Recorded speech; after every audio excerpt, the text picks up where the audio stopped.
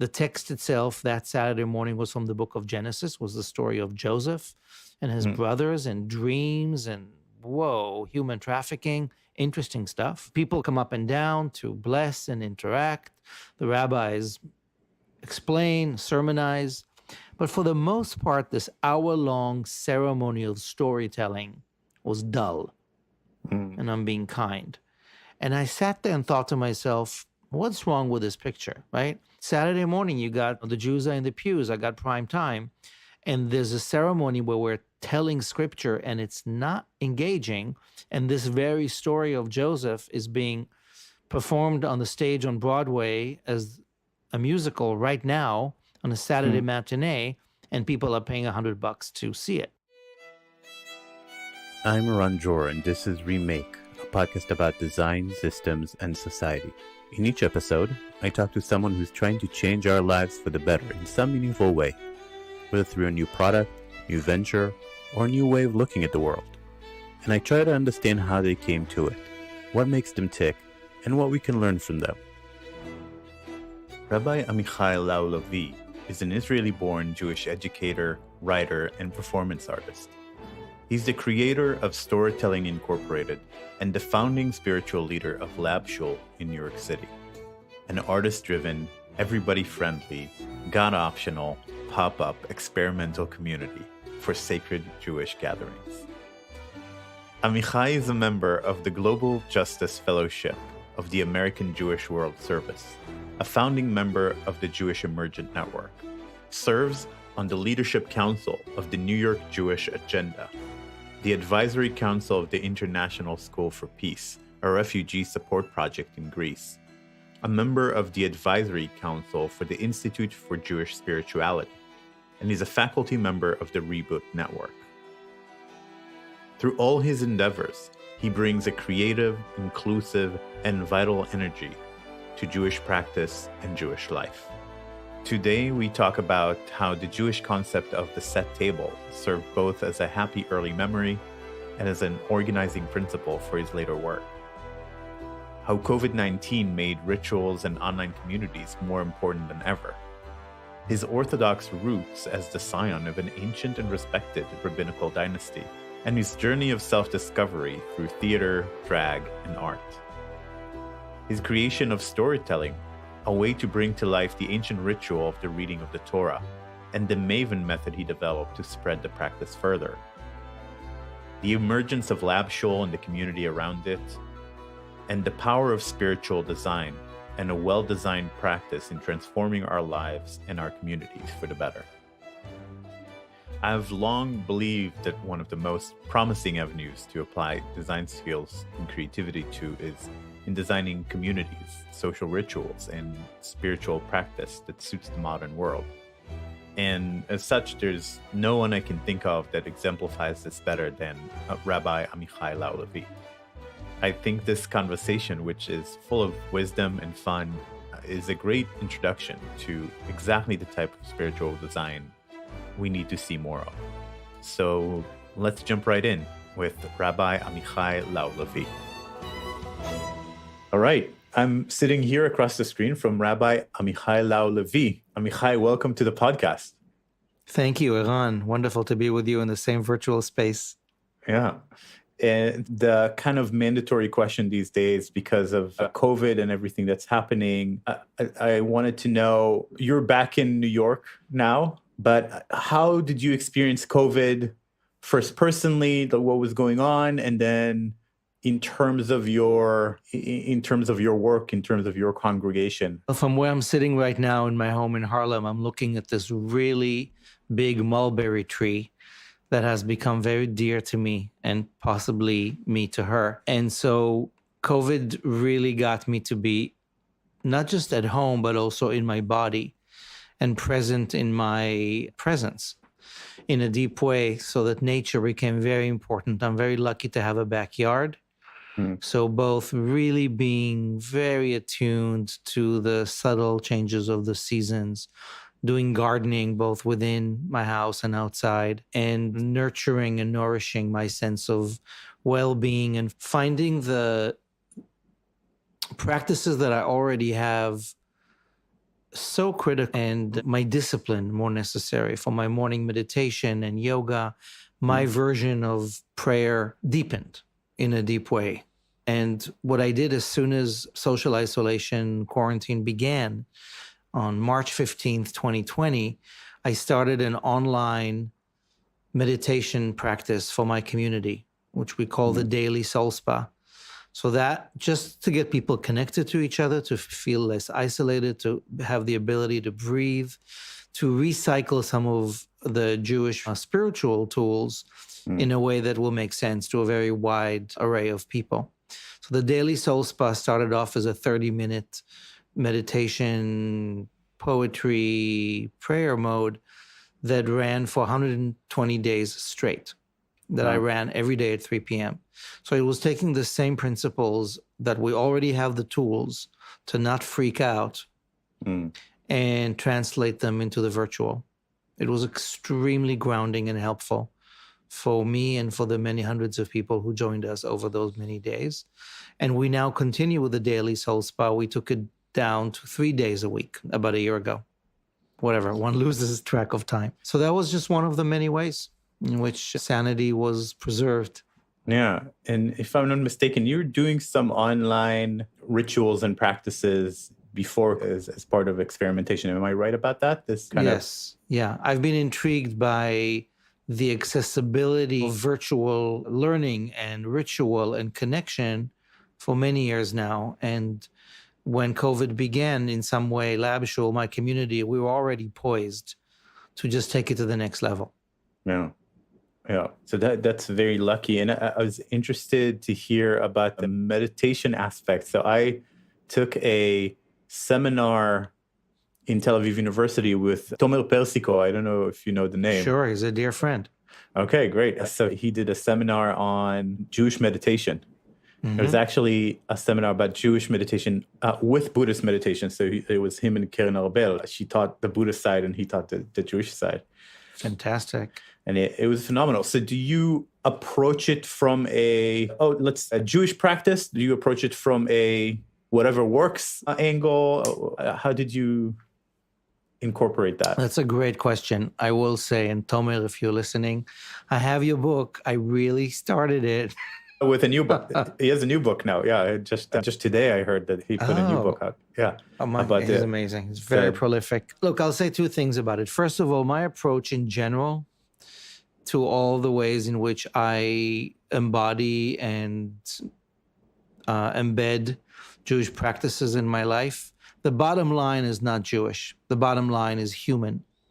Yeah. Jewish is a tool in the service of humanity.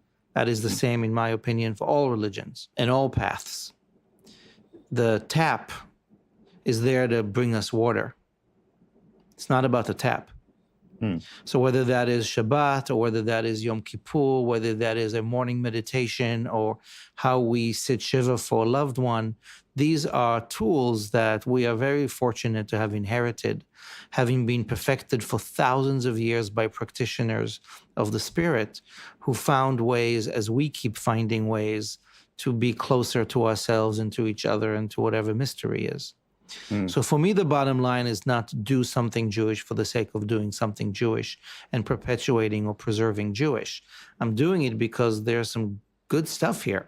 There's some good intel. There's some good tools. There's some good technologies. There's some good and meaningful mythologies that I feel connected to because in this lifetime, this is the mother tongue that I was born into.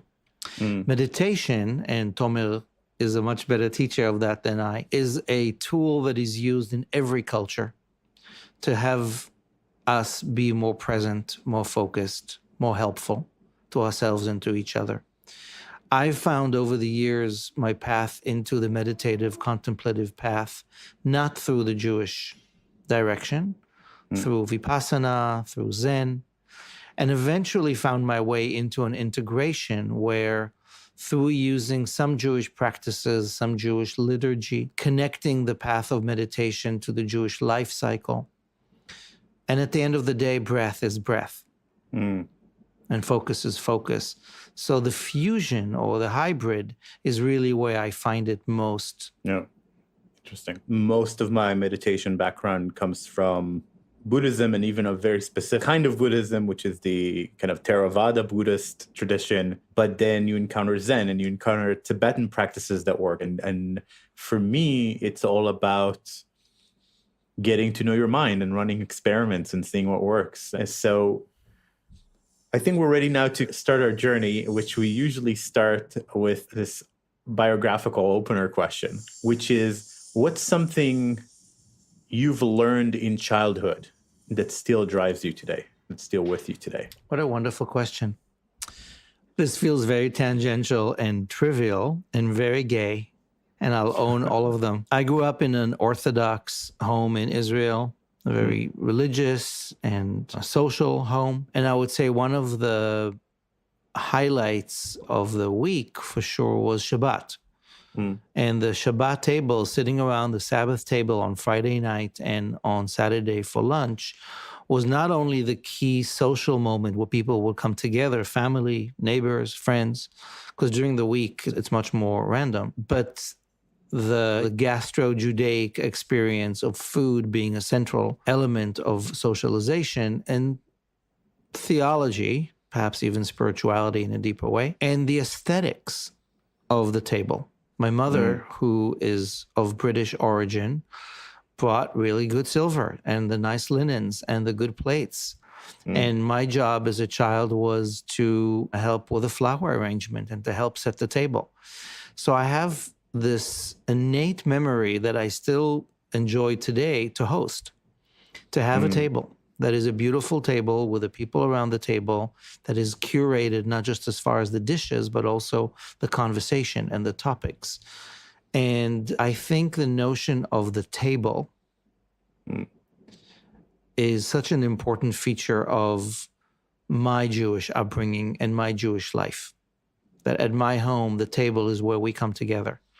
And I'm looking outside my window right now at my outside round table in the garden, where first thing I did when I got back from Israel just a few days ago, I got back on Thursday morning, and by Friday evening, I hosted a dinner party.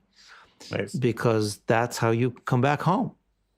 Yeah. So I will take this notion of the table setting, and I can be, of course, meta-philosophical about it and say that the key text of Jewish law, for better and for worse, that is from the 16th century, is known as Shulchan Aruch, the set table. Right. Rabbi Yosef Karo, who wrote this book, which is really the A to Z of how to live your life Jewishly, used the metaphor of the set table, the sort of grounding principle of Jewish life. That's interesting. So talk more about that idea of the set table, because I'm definitely not familiar with that enough. So I am familiar with, I guess the closest thing that I can come up to this is the Passover table, right? Where you have specific dishes served in a specific way, eaten in a specific order, with certain blessings, and also woven with the story of Passover. So is that a good metaphor? Is there more to it than that? It's a perfect metaphor. I think what's so interesting, if you think about the Sabbath table and the Passover table, and I'll extend it or expand it beyond the Jewish context to, let's say, the Christian context, is that the evolution of the human experience of the sacred over the last 2,000 plus years includes a decentralization from a temple where there is an altar, and on the altar an animal is sacrificed, or grains, and that is where God resides, and that's where the technicians of the sacred officiate, the priests, and that's where you come to eat. And that's where you come to be in the presence of the sacred. That's the Mizbeach, that's the altar that you read about extensively in the Bible, that was part of the pagan Semitic traditions of the Near East, that is very much central to many of the Mayan or the Aztec ways, that in many ways is what brings people together.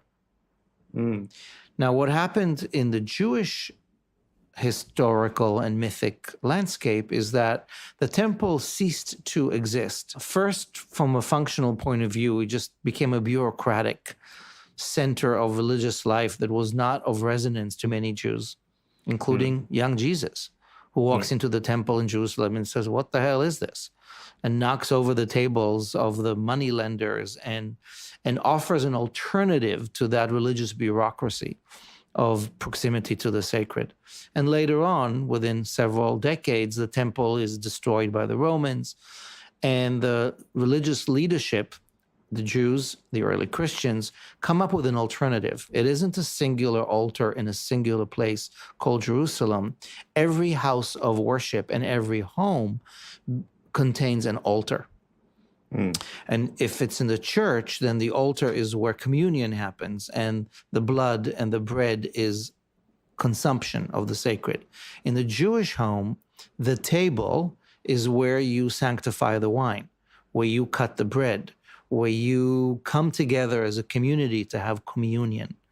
So the evolution of religious practice from animal sacrifice to whatever, brisket, to sharing bread in a ritual sense is a very important evolution.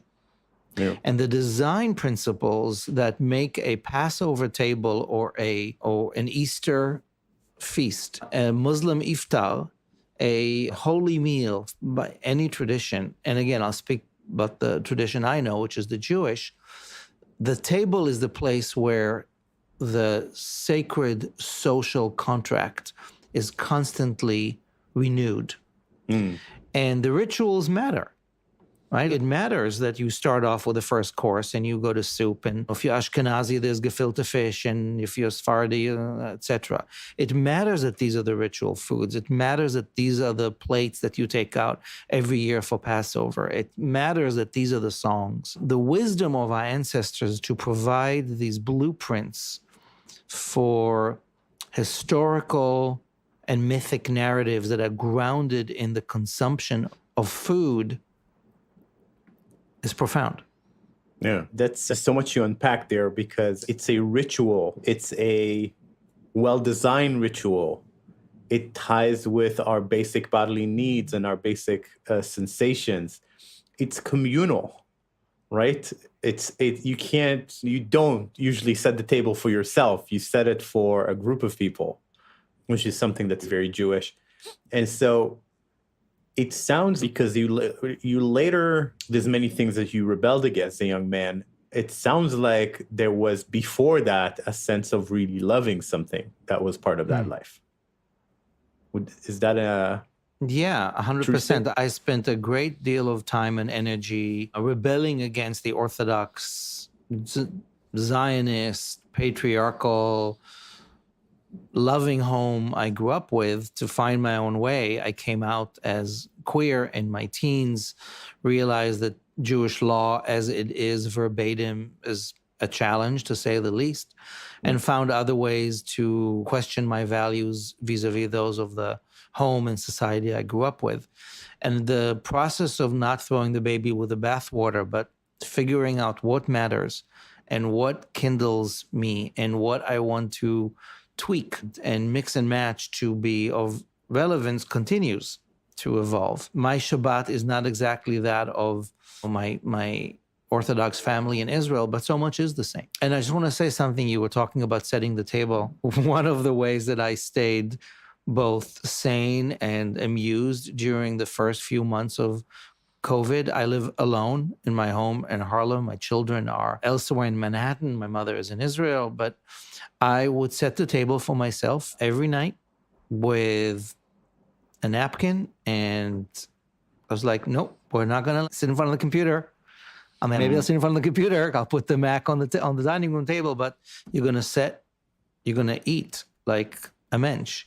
Yeah. And then Shabbat, I very quickly realized that a lot of people are home alone and we can't eat together. We can't have Shabbat dinner together. So we created this thing called Shabbasics, which was basically a half-hour Friday night Zoom where we got people wherever they were at home, light candles in front of the screens, raise a glass of wine, break some bread, share what's on their menu, and then those who wanted stayed on for another hour to just eat together across the screens so that the ritual of eating together on Shabbat is maintained.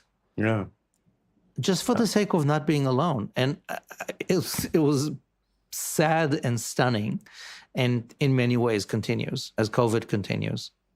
Yeah, we had COVID. The first Passover was under quarantine. Like Oh, you literally yes. couldn't get away more than 100 yards from your house. And very naturally, everybody moved to Zoom. Of course, we were going to still do it. It wasn't a question of not doing it. It was just a question of how to technologically see each other. And I guess I was, because I'm also a single man, then I had my parents together, my sister and her husband and their son together, and they all had more fancy meals than I did. But I had a bottle of wine, and we've shared the table this way. And I think millions of people did it, right? Like it's on Passover. Millions. Of course, you're going to Yes. do that. Of course, you're not going to give up being together. Time will tell, and I'm sure sociologists are on it, as we are still in COVID in various phases. What will be the ramification of this acceleration of the virtual digital creeping into our erotic lives, into our ritual lives, into our every aspect of our lives, for better and for worse. And it's something that my team and I are extremely interested by. We're now planning the next season of the High Holy Days. We usually have 3,000 people in person. And for the last year was completely virtual. This year we're going for a hybrid. But we're trying to think, what does it look like moving forward? What is it going to look like for our children who are now teens and younger, who are digital natives, but also now scarred by this experience? So the design of our ritual life and social life, thinking into the future with a combination of virtual and in-person, I dare say this is going to be part of who we are for the rest of our lives. Yeah, that seems reasonable. I wonder if you've seen this as this new Netflix special from Bo Burnham called Inside. And No. he's a young comedian who also a musician, and he was very successful before COVID. He started on YouTube, and then recently came out with this Netflix special describing his life locked inside, and he's deteriorating mental health and still finding humor about it. He has a song about FaceTiming with his mom, and a song about sexting, and a song about just like how this weird year that we've all had. And it's wonderful. It's so insightful. It's so funny. I think I'll check it out. Thank you. Captures this last year. But you had your own part of your self-discovery and part of leaving that house, and it's a very ancient rabbinical dynasty that you come from, and still to this day the chief rabbi of Israel today, right, is your first cousin, and you had an uncle that was a previous chief rabbi. And by the way, as I was researching this, I found out that Benny Lau is also related to you, he's my brother. Yeah, your brother, and someone I've been following for a long time with his 929 project, and at various points writing very sensible things in the name of Judaism on politics, and great voice, super important voice. And coming from those roots of both really strong Orthodox rabbis, and then discovering yourself through theater and through art and through drag. Tell me more about that. That's It sounds like this rush of experimentation, and as designers, we like experimentation. We like to emerge from something and try many different things. So, where is that a process of self-discovery? I would love to hear more about that. Sure, it's absolutely a process. It's ongoing. I can say that a very pivotal moment in my memory that you will relate to because of our shared Israeli legacy and ancestry and relevance. In 1995, I was living in Jerusalem. I was involved in various education and cultural theater. I was interested in storytelling in some aspect and education.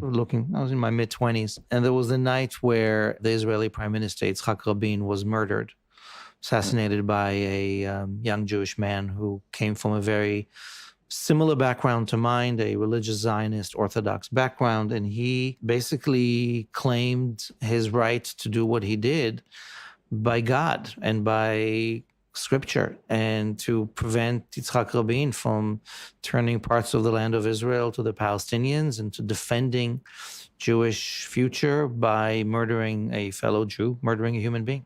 Yeah. And I remember that night, I wrote a lot about it. And the following days that happened, Israel was in deep shock. And for me, what kept coming was the narrative, the legend, the story, the master story of the binding of Isaac from the book of Genesis, where Abraham hears a call in his head attributed to God to bind his beloved child and offer him as a sacrifice to God. And Abraham takes Yitzchak, Isaac, and binds him, and at the last minute replaces the kid with a lamb and hears a voice, and that human sacrifice is prevented. And Isaac is traumatized to this day, as are we, his descendants. But there's a moment of evolution, a paradigm shift. But when Yigal Amir killed Yitzhak Rabin, all that I could think of was like, and now the binding of Isaac was successful. This was the sequel. Here is a man quoting these scriptures that the land belongs to us, the children of Abraham, not to them, other children of Abraham, and that God or rabbis or whatever said to him, and he did it.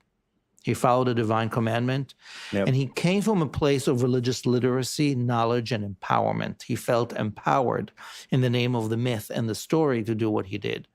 And I remember thinking to myself, I come from the same background. I have similar privileges of knowing these scriptures and knowing these texts, but I'm taking them in a very different direction, which is humanitarian and liberal and progressive and peace-loving and not fundamentalistic.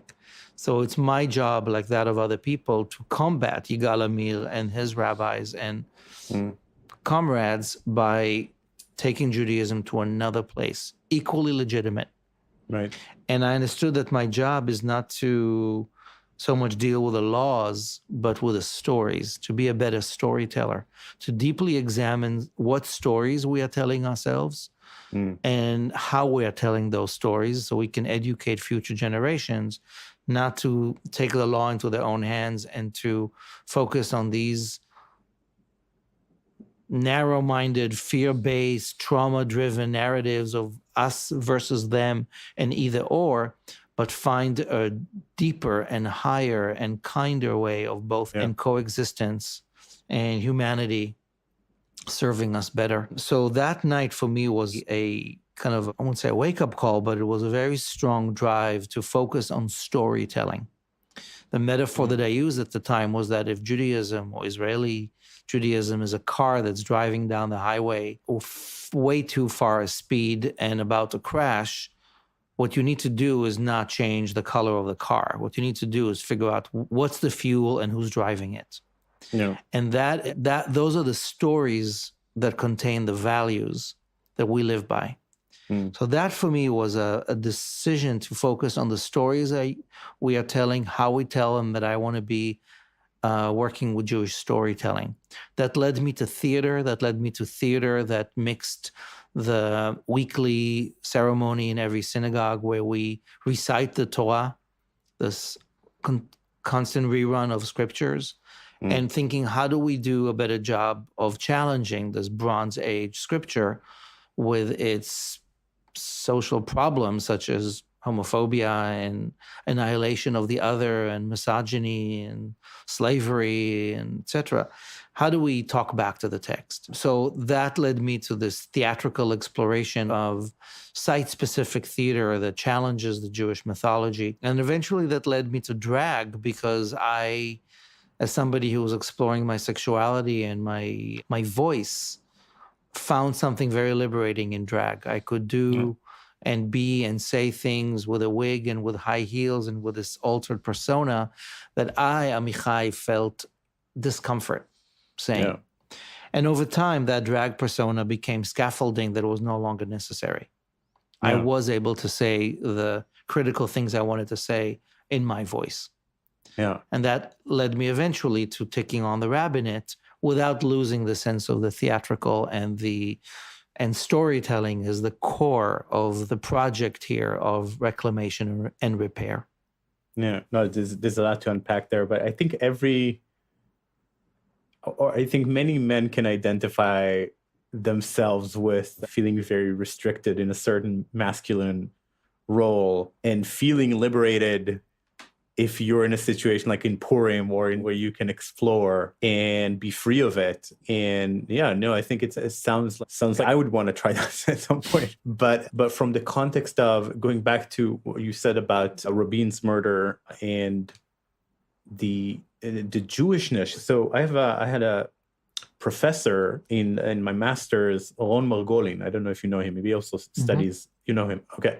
So he said, and he's in conversations with a lot of Jewish leaders from many different sects, many different types. He said specifically to the religious Zionists, you came from the older generation. You came from Western democracies, and you were also religious. And you found a way to balance both of these things, like the civil rights, the human rights, the democracy values with the Judaism. But when you educated your kids, you just took one side for granted. You just said, oh, of course, yeah, human rights. Oh, of course, democracy, the rights of the other, and certain things that are obvious. But you emphasize a certain kind of religion without giving that background, without emphasizing the democratic values, and as a result, you have a generation. I'm quoting him. I don't know how true this is, but where he claimed there is essentially a generation that had more moderate, more democratic parents, but they themselves, from morning till night, just studied pure scripture and religion and religious Zionist dogma without the rest of it, without the civil side, without the democracy side, the individual rights side. Does that resonate with you, or? That does resonate. Look, we're in the middle of a very complex moment where there's, again, a paradigm shift in what is Zionist and what is religious. I do completely believe that we are in the middle of a process that will be known historically as post-patriarchy. After thousands of years in which the West, certainly the monotheistic traditions, have revered the divine as a godhead that is male, and revered males as the one to be holding the religious and political authority, it's been 100 years of challenging that assumption. 100 years is not a long time in human history. Right. So we're seeing it shift. We're seeing it shift as far as women's leadership and LGBTQ participation. We're seeing it shift in the theology that the big old man with the beard on the throne is not necessarily what people think about with the divine. We're seeing it in so many ways that we're just in the middle of. Now, that has impact on these patriarchal structures as far as hierarchy and as far as the dichotomies that we inherited. They include the political reality of Jewish people in the land of Israel who are back in the land after thousands of years, some of us with the old vision and some of us with other revisions. And what I think is a historical invitation of deep mythic proportions to do right by this binary either or patriarchal Abrahamic structure and come up with a new paradigm. Now that's hard. Change is hard. And PTSD, as we now all like to talk about, is a reality factor in Israel and in Palestine. Sure. We are the descendants of people who suffered the Nakba and suffered the Shoah, the Holocaust. My father was a Holocaust survivor. My mother lived through the Holocaust. I have friends in Ramallah and Gaza and East and West Jerusalem whose parents and grandparents went through horrific atrocities in the 1940s around the Nakba and after. It's still alive. Yep. So the response of religious Zionism to say, you don't matter and it's all about us because God says so in the Torah, okay, that's a legitimate response. It's grounded in history, but it's not helpful. Right? And it's the same for our fundamentalist friends in Islam. What we're seeing now in Israel, that there are more younger people, thank goodness, who are saying, what's the practical way for us to live and not kill each other? And with all due respect to the scriptures we inherited, what can we do about reinterpreting them differently and finding the sweet spot in between? The religious Zionism I grew up with that is now represented in the Knesset by Itamar Ben-Gvir, who is a racist thug. Yeah. I don't think we want to go down the rabbit hole of Israeli politics right now, right? I think there's a bigger question here. There's the bigger question about how do we, as human beings, honor the traditions we come from, understand where they serve us, understand where they fail us, and do the delicate work of redesigning them to fit our shifting realities. That is true for Americans right now who are dealing with the horrific legacy of indigenous annihilation and slavery and racism that is 100% part of being an American, no matter who you are as an American. Yeah. That process of reckoning, of repair, of reparation is critical for the sake of a healthy future in this country. Otherwise, we're just recycling that same trauma. And in some sectors in this country, that is clear, and that is being a commitment for a long-term process of repair. And in many other sectors, it is something that we're going to continue denying. Right. Because change is hard, and accountability and truth and reconciliation is hard. That is true all over the world. It is certainly true in Israel and Palestine, where 63 children were killed in Gaza and 2 children were killed in Israel in this latest skirmish, and Israel went back to business a day after. Yeah. But the moment Ben & Jerry's threatened to not sell ice cream in the West Bank, everybody's starting to talk about the occupation, right? There is a preference of people who suffer personal trauma or nations that go through generations-long trauma to not deal with it. Yeah. But the only way we will fix, and there will be a paradigm shift, is there will be repair. Is it happening in Germany? To an extent. Is it happening in South Africa? Somewhat. It's required on a deep level. So my hope is that maybe not for every Jew on the planet, but for more and more of us, taking the patriarchal legacy we inherited and customizing it to be egalitarian, liberal, queer-friendly, earth-friendly, radically relevant to who we are and who we are becoming is the order of the day. That's not everybody's cup of tea. And hopefully it won't be a bloody conflict between us. But there are ways in which we have to be honest with who we are. And that includes the understanding that there are people, that includes my cousins and nephews and close kin, who see things very differently than me. Yeah. To respect them in a pluralistic way is tough, but that really is the invitation. Yeah.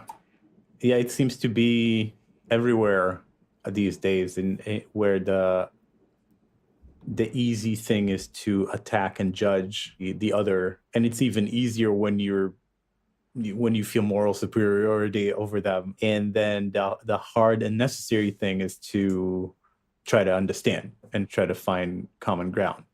Right, and engage. Yeah, so, super hard.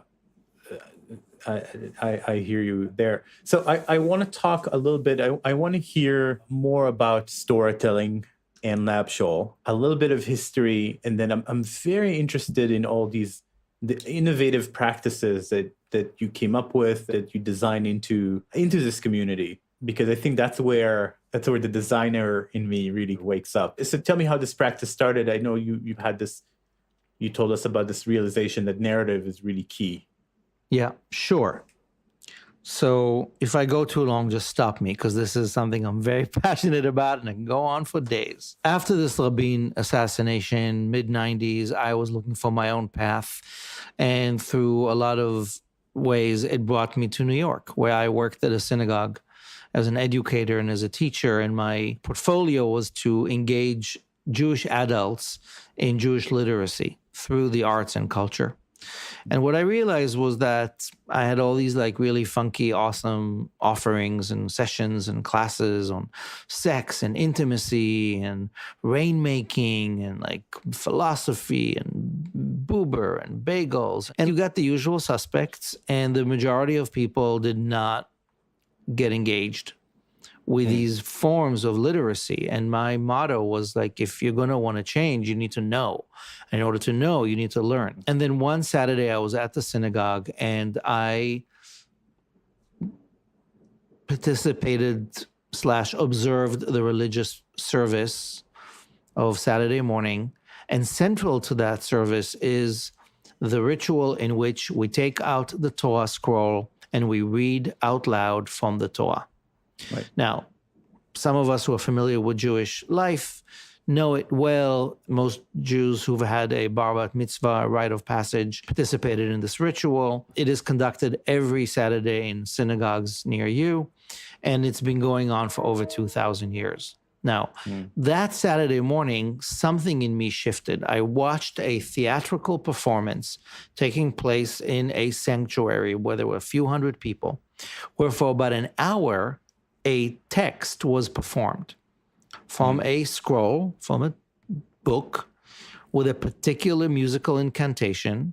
The text itself that Saturday morning was from the book of Genesis, was the story of Joseph and his brothers and dreams and human trafficking, interesting stuff. People come up and down to bless and interact. The rabbis explain, sermonize. But for the most part, this hour-long ceremonial storytelling was dull. And I'm being kind. And I sat there and thought to myself, what's wrong with this picture, right? Here I am on a Thursday evening teaching this story in a salon environment, and I get some seniors and some people who want a free cup of coffee showing up. But Saturday morning, you got the Jews are in the pews. I got prime time. And there's a ceremony where we're telling scripture and it's not engaging. And this very story of Joseph is being performed on the stage on Broadway as a musical right now on a Saturday matinee, and people are paying $100 to see it. So I went to the rabbis and I said, I want to change the paradigm here. Give me Saturday morning main space to reimagine how we tell Torah, how we talk Torah, how we take our scriptures and make them into something relevant, political, emotional, psychological, meaningful, engaging, fun. They said you can't, because Saturday morning is when we usually have our bar bat mitzvahs and it's a whole ordeal and the families come and you can't. But here's a Saturday morning in April where you can take over the Saturday morning service with a Torah service. It's the middle of the Leviticus. It's all about leprosy. Nobody wants it. Go for it. I went researching what is the anthropological history of the Torah service, of this ritual that is conducted in every synagogue, where every week throughout the course of a year, there is the repeat of the 5 books of Moses. Right. And the brief highlight of what I discovered was that this is one of the oldest ceremonial offerings in the Jewish menu, that it's been going on and off for 2,500 years, that it is the core educational component of Jewish literacy, and that until 1,000 years ago, for about 1,500 years, every time the Torah was publicly proclaimed in public space, originally in the marketplace, only later in houses of worship, it was always done in split screen.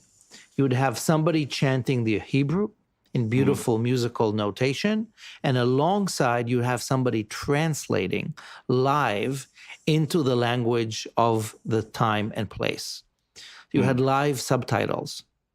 And the subtitles, known as Targum or Tarjum, translation, really is an interpretation, because you can never translate literally. It is always a process of interpretation. The people who did the translation were known as mevinim, those who make understanding happen. Later on, meturgemanim, interpreters. And those people were the loudspeaker or the captions or the bridge between the scripture and current day. And it's a tradition that died out about 1,000 years ago for a bunch of socioeconomic, religious reasons. I'd never heard of them. And I was blown away. I'm like, oh, this is exactly what I want to do. I don't want to be a rabbi exactly. I'm not sure I'm an actor. Perfect. Let's be the translator. What happens if you take scripture and you bring it to the 21st century as a performance. And there's lots of translations printed in English and any other language. You can sit in the synagogue, listen to the Hebrew being chanted, watch it being chanted, and follow along with the English translation. But what if it's theater? What if you actually see the English being played out? What if it isn't a dry translation, but actually a first-person narrative that challenges the text? What if it becomes interactive? So my fuses were on it. And then that spring, I brought the chapters in Leviticus about leprosy to life by being the translator, doing a lot of research. And I talked about HIV. It wasn't about leprosy as a biblical disease of infection. It was about the modern day. This is 1999. HIV still is a thing. Talk about the fear of infection and the psychological aspect of being quarantined. And people came to me that Saturday morning after services and said, what the hell was that? I never heard Torah the same way. I never realized that it speaks to my personal human experience. I sat riveted and I never looked at the book once. What is this? So that very early experience at Congregation B'nai Jeshurun in the Upper West Side, who's pioneering wonderful rabbis, gave me the permission to keep on exploring this methodology. That was the very beginning of Storahtelling. And that gave me the idea that what we can do is bring back this profession, hijack synagogues. Later we said upgrade synagogues because 9/11, and train people to be these translators so that future generations are permitted to talk back to the text and to challenge the homophobic, to challenge the colonial, to challenge the racist, to challenge the misogynistic, and say, okay, here's the Torah, it's written, I'm not denying it, but I'm talking back to it. And this is the core of Jewish literacy. You have the Torah, the teaching is comprised of two aspects. The written Torah, Torah shebichtav, that's the PDF, that's what's in the scroll, and that's the canon. But then you have Torah sheba'al peh, the written Torah, the oral Torah. That's the Google Doc. And that keeps on updated every generation. And the translator is the mouth, literally, of Baal Peh, the mouth that talks back to the ancient text and updates, challenges, questions, wrestles. I created this Jewish ritual theater company called Storahtelling that summer, 99. It still goes on. We understood after about a decade of exploration that the best place to put this methodology of translation to practice is in the coming of age ceremony of what we call B mitzvah, because that's gender neutral, where young people of Jewish faith and those who love them come to perform this ritual. And it's alive in a much more common way around this ritual than the people who would go to a synagogue on a Saturday morning. That's a much smaller number.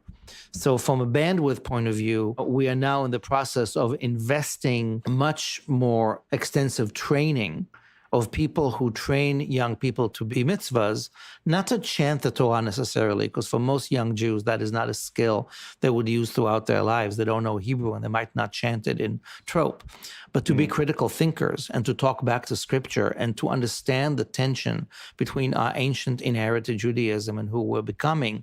That's a tool they would use throughout life to become mavens. So Storahtelling is now, as we speak, in this like next phase of being adapted as a training institute and as a methodology that will hopefully mostly be helping in engaging young people and old people in talking back to the text. That's amazing, and you call that the Maven method. Because in the Bible, in the book of Nehemiah, you have the description of the very first Torah service in history. We know where it happens. We know when it happens, and it describes Hamevinim et ha'am laTorah. This profession is being introduced for the first time, and you speak Hebrew, ata mevin ivrit, but most of our listeners and people on the planet don't. The title, the profession, is those who understand, those who make understanding happen. That is the word mevin. It later became Yiddish, maven, and nowadays, a few blocks away from my house, there's the Maven Cafe, and there is fashion maven and bagel mavens, and maven is an American word, somebody who's a know-it-all. But really what it means is a translator who makes sure that the ancient is being adapted to modern need. Amazing. And you actually trained these mavens. I'm curious because this is where it gets systemically really interesting, where it's not just about having these experiences, but it's about training people to create more and more of these experiences. What do you teach them? What does it look like? We are in the process of reevaluating and revising the training. We created a curriculum and we created a pedagogy.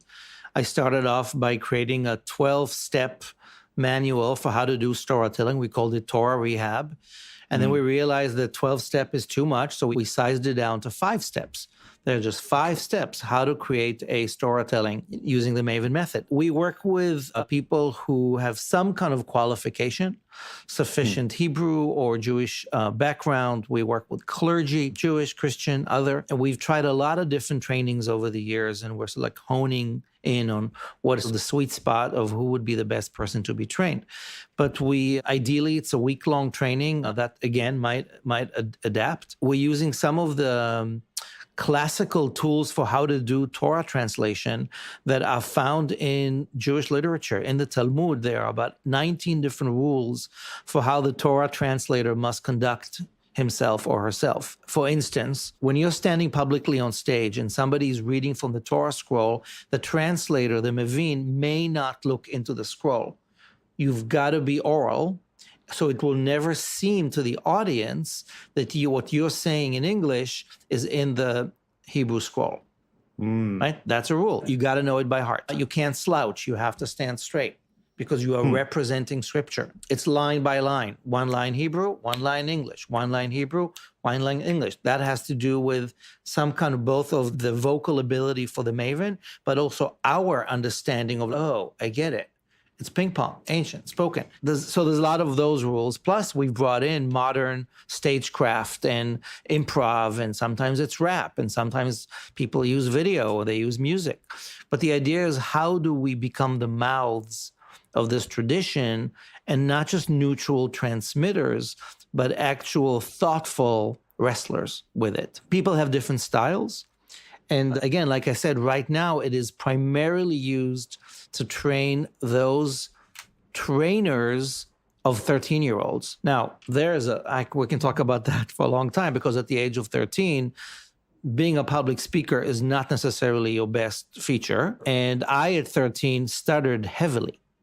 Right? For me, my bar mitzvah was a whole rite of passage, because I had to speak. So we're using it as a way not just to think about how do you relate to scripture and create your own script, but what does it look like for you to be a thoughtful speaker, to think of what you want to say and do it less, and have the ability to be a public presenter per different children's and adults' abilities.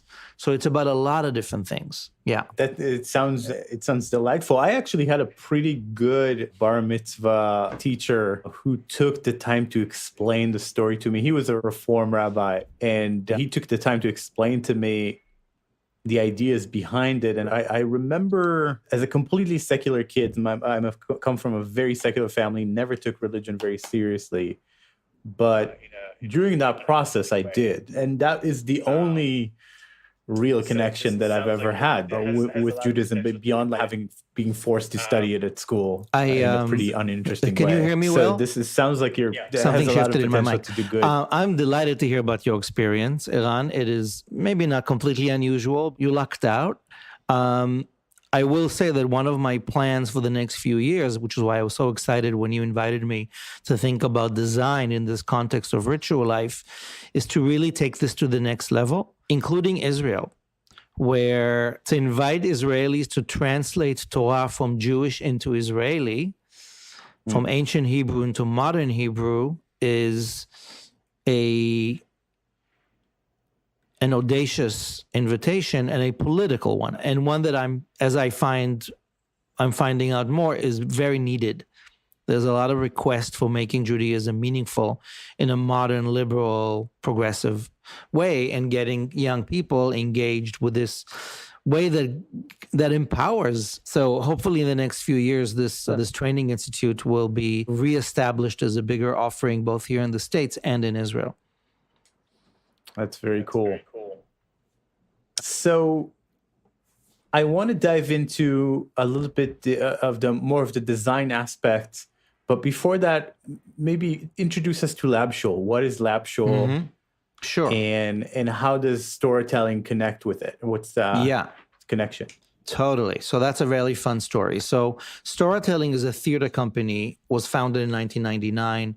I was young, I was ambitious, I knew nothing about fundraising or managing anything. It quickly became this artistic collective of people who wanted to do it, and we started doing Storahtelling. We took the Torah to task. We traveled all over the United States. I was the artistic director. And what happened alongside was that a community formed, a community that started gathering for Shabbat dinners or invented our own version of Yom Kippur. And we were a collective of queer and Jewish and not necessarily Jewish and not everybody, just like a really great group. And over the course of close to a decade, this collective attracted a community and an audience. And we were doing theater and creating storytelling and educating and training, but also we're crafting our own ritual space. And by the time we had our own Yom Kippur in like 2006 or something, and there were 1,000 people there. And the methodology we used for translating Torah and challenging the grid were the ones we used for translating and challenging prayer. And thinking of how do we not just translate the Hebrew prayers into whatever English, but how do we question what's there? And how do we make this work for people who might be agnostic or people who are not Jewish or for those of us in interfaith relationships? And how do we design the religious ritual into an interactive, theatrical, engaging experience that is like nothing any of us have been to before, but that excites us. So we were experimenting. And then there are different versions of the chronology there. But at some point around 2007, 2008, we realized that we are evolving from a theater company that has like a side industry of creating ritual and ritual space to actually a ritual congregation that is grounded in theater. And we took a year to focus group and brainstorm and be in a lot of different conversations.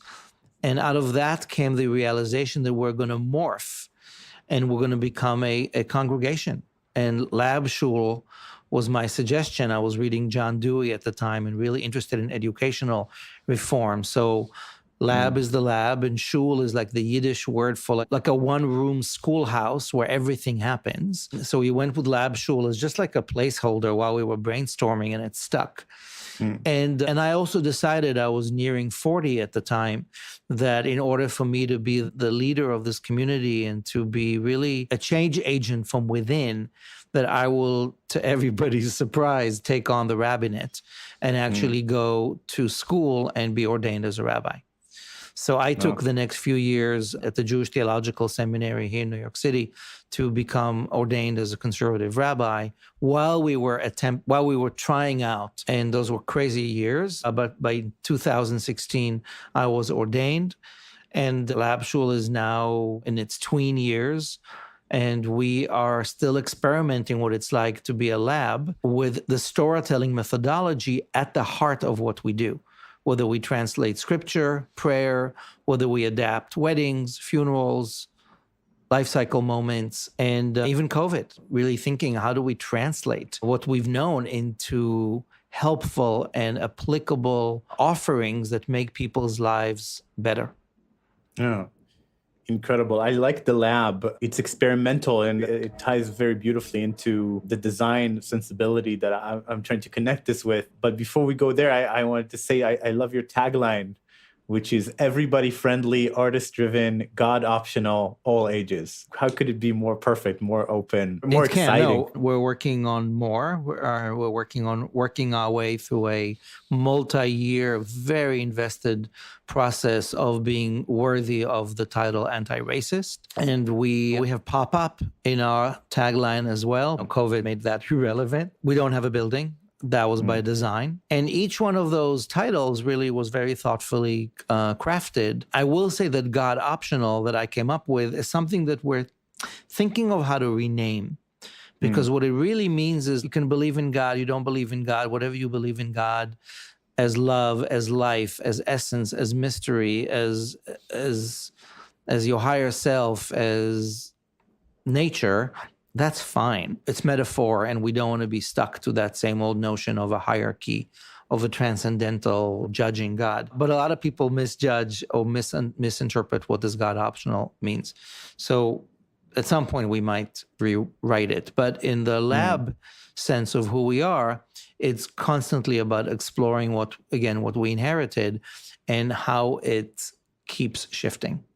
Yeah. So I love this. So I don't know if you have any direct relation to or direct connection to design thinking or design as a theory, as a practice. So I'll introduce design thinking. So design thinking is this theory that was popularized in the Stanford Design School, which is now changing many institutions around the world, from big businesses to governments. And it breaks down the design process into 5 stages. So it starts with empathy, empathize with a problem, a challenge.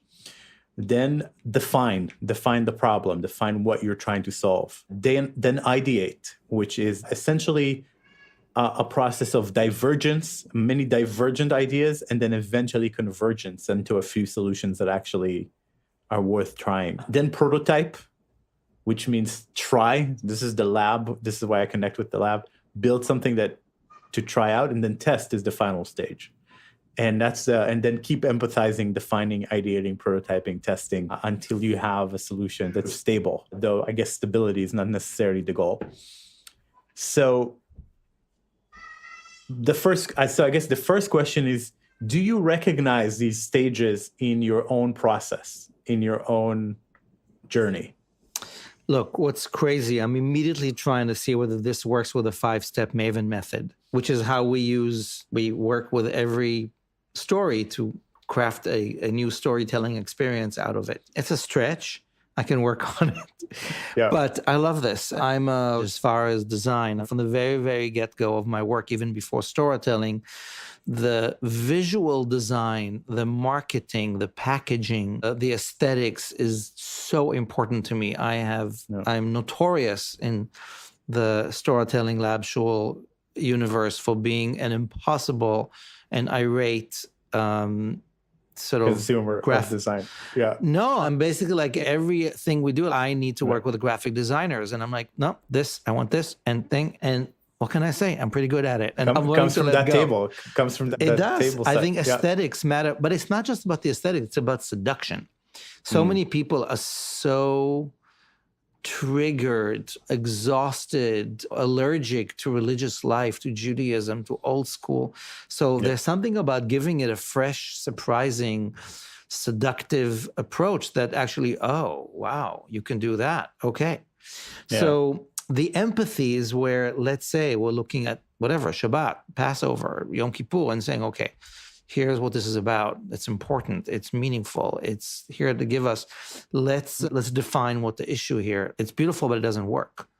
So what are we going to do in making Yom Kippur applicable to young Jews and those who love them, for whom Hebrew doesn't necessarily resonate? God is not a thing. Repentance is repugnant, but the search for exploration and reflection and community and being moved is what we want. So then we're going to ideate, and we're going to try a whole bunch of different ways of taking that old product and tweaking it. And then the prototype, I'll say, so here we are, X years into trying our version of Yom Kippur, and we've been testing it. Some of it works, some of it doesn't. We're right now in the process of planning Yom Kippur 2021 as a hybrid model of in-person and online, with some of the Ashkenazi traditions and Sephardic traditions, with leaders from different traditions, with the levels of interactivity that we're keep pushing. And I would say in some way, that is exactly how we're working. And I would love for it to be more professionally thought of, certainly as we're thinking of the Storahtelling next iteration. sounds like I need to work with you or with somebody on like very, very coherent design thinking as we strategically plan the next phase. Yeah. What I find is many people that I talk to that are making new things, new original things, naturally follow this kind of path because there is no other way. And so the way that people who write about design thinking and define it, the way they define it is it's different from engineering thinking. It's different from scientific thinking. Engineering thinking is you know where you want to go and you just have to figure out how to get there in its very, and you know the subject matter, you know the rules of the medium, and you're just constructing something that works. And here we don't know where we're going. We know there's a problem and we need to build our way towards a solution. And I love it and I see it everywhere now, like a hammer that sees every problem as a nail. But I'll make this additional connection. So I don't know if Alain de Botton's book about religion for atheists. The School of Life is a favorite. Yeah. So I have a signed copy. I went to see him live and I love this book. And the book basically started me on the path to my degree, which is in religious studies. And he talks about having secularized badly, right? Having gaps in secular life where we don't really have good ways of dealing with birth, death, love and marriage, loneliness, old age, dealing with trauma on a communal level. And so I want to hear your designer take at these problems. Do you see them as gaps that you're trying to fill, or do you come at it more from a more of a specific practice that you're trying to workshop and make better? How do you think about the touch points with people's lives? So this goes back to something we said earlier, that for me, the bottom line of ritual or practice is not the preservation of Jewish, but the engagement with human. So, for instance, a friend of mine lost his father last week. Complicated story, complicated family, Jewish, not Jewish, elder, complicated.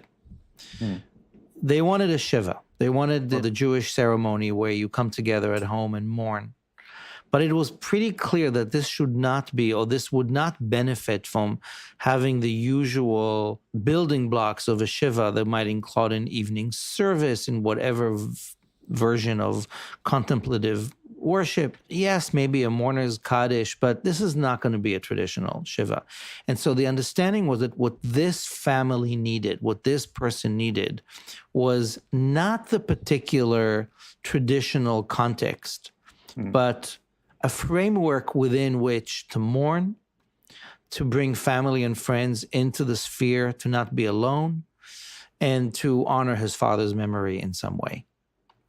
So partially on the phone with him and partially on the spot in the living room, we crafted a 1-hour ritual in the context of a 3-hour gathering where obviously food was important and just socialization. But there was like a 1-hour ritual where it was using the traditional Jewish tools of Shiva, but tweaking and adjusting them to work for this particular family. It had to have a beginning, middle, end. There had to be a way of being in the liminal. There had to be a way of like silencing the chatter and bringing ourselves into presence. This is not a room of people who know each other, nor is meditation a given, but there's a way you can get people to be quiet. There's a way for letting him be present and vulnerable and fragile. There's a way to invite other people to share stories about the dead man without overtaking the room. And there's like this navigation and facilitation with some poetry. And at the very end, we had handouts of the mourner's prayer, the Kaddish, with our English translation that is very user-friendly and everybody-friendly and all that. And people were invited to just come and say it together. It was a 1-hour, very moving, meaningful ceremony that used the elements that we're familiar with, but tweaked them to suit the situation as opposed to be a cookie cutter. Yeah. So I'm using that just as an example because this is really what drives me and my team and many others to consider every opportunity of a life cycle moment as an opportunity for growth and for meaning making. When I start a ceremony such as I did with this particular case in this home, I said, look, Ask yourselves, there's 60 people in this room, why are we here? My response, yours might be different, is we're here for 3 reasons. Number 1, we're here to honor the memory and the legacy of a human being who is now deceased. Now, maybe that helps the soul go up to heaven. I don't have data on that. Maybe it just honors the fact that this footprint has been left here for us to honor. Okay. Second, we're here to support the mourners, his son and widow, his grandchildren, whatever. We're here to support the mourners by letting them emote and not be alone and share their feelings and be held. And third, we're here to deal with our own anxiety around mortality. We're here to come together as human beings, honoring life and honoring death and taking the time in the middle of our day, middle of our lives, to come together as humans and do what humans do in every tradition, in every culture.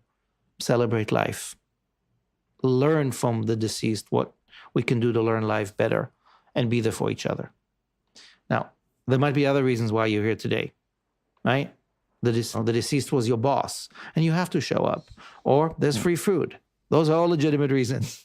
But once you frame it, oh, right, that's why I'm here. Yeah. I'm having a human experience and it's beyond my ego. Yeah. It's not just utilitarian or practical. So I find that all life cycle moments, such as the ones you mentioned, once you frame them in this way, they're about perpetuating our sense of well-being and they're allowing us to grow as people. And then, yes, I am at cousin Marty's bar mitzvah and it's boring as thing, but that's why I'm here. Right? Yeah. And hopefully if we do it, it's not boring, et cetera, et cetera. So it's really about the framing of the why and it's the designing of the how. Yeah. That makes me think of this book, The Art of Gathering by Priya Parker. Yes. Yeah. My dear friend. Yes. I'm in it, actually. Oh, wonderful. I read it, but I guess I didn't make the connection. But it's all about how these gatherings work better when you have a purpose, when you know what the purpose is. Wonderful book.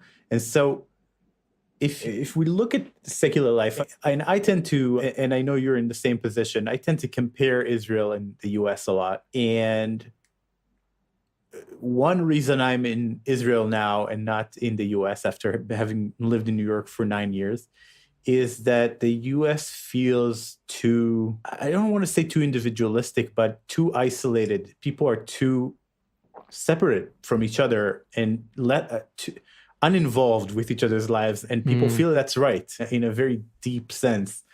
That the right thing for everybody to be concerned with is their own life and not much else. And this is comparatively, everyone is different, of course. But in Israel, there's much more.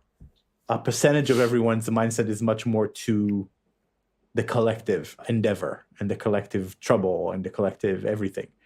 And as a result of that, the U.S. felt to me often like a lonely place because even though I had many friends, they were too self-involved to actually feel like a community. And so I wonder what you think about that, and then what would be your advice for finding a tribe, even in a place like New York, where it's filled with hyper-individualists chasing their own career? What are your thoughts about that? First of all, I resonate very deeply as an Israeli who's been here for 20 years and just spent 7 weeks in Israel, and it's no secret to those who know me and work with me, my trajectory to return to Israel, if not full-time, then a lot of my time is it's happening. For all the reasons you've said, I also miss my mother tongue, Ivrit, and there's something in me that in my 50s now I'm planning forward. There's work I want to be doing there, and there's a part of my being that sings there in a deeper way. Resonates deeply. I agree with you about the notion of the rugged individualism of the American and the capitalistic notion of the consumer and the great deal of loneliness. I think COVID brought that to the forefront in tragic ways. The good news is that it's making us aware of what we need to do to craft and co-create these circles of meaning and community in whatever ways possible so that we gather and don't isolate. Between theory and practice, the gap is big, but there's an aspiration here. I think both in Israel and here and elsewhere, the invitation is for people to figure out what are these circles of care that one must invest in. Doesn't have to be religious, right? I was in Tel Aviv a few weeks ago on a Friday night, and I was on a rooftop with some friends, and we had a Friday night dinner, as I like to have. And I looked down from this like 7th floor thing in North Tel Aviv and looked at all the balconies where people having, what's it called, Aruchat Shishi? Right? Yeah. Like Friday night meal. Now, it's not a Shabbat meal in the sense of a religious Sabbath observance, and it might or it might not include the ritual props from a glass of wine to a braided bread, but people come together. It's a thing. Yep. And so I think that kind of thing is an important thing. And whether that is reading clubs or whether that is knitting circles, whether it's people who are finding the ways to invest in each other's well-being, that tribal wisdom of small circles within a bigger circle is a must. I would say that for Lab Shul as a community, we realize that people coming together for spiritual contemplation, whether that's a Friday night or Yom Kippur, that's only a very small slice of what the communal responsibility is. People coming together because they're dealing with aging. People coming together because they're queer and they want to talk about that. People come together because they're the parents of Bar Mitzvah children. People are coming together because they're involved in social justice projects around refugees. People are coming together for any sorts of reasons. But these small circles within the larger circle is what creates intimacy and accountability and battles isolation. And I speak for myself, like I need those in my life. And I think what's interesting is that people like you and like me and other people we know serve a role in society as being the conveners. Like we take the rock and we throw it into the lake and then there is a ripple. And then it's our job to work with and delegate and co-create and empower other people to be the co-creators of these circles so that they go on and perpetuate themselves. So we're not the ones to always carry here I am hosting dinner again. That gets to be exhausting. That's a burnout. So there's wisdom here in weaving these responsibilities of leadership. Bialik, Israel's famed poet, came up with this idea of Oneg Shabbat way back in the 1920s or 1930s. It wasn't a religious thing. It was like a cultural get-together on Friday night to celebrate human values and culture and art and just come together, right? So it's things like that, these type of designing these moments and these opportunities for us to be together as humans and to support each other through whatever shared common denominator we have. Right. I think that's really the invitation.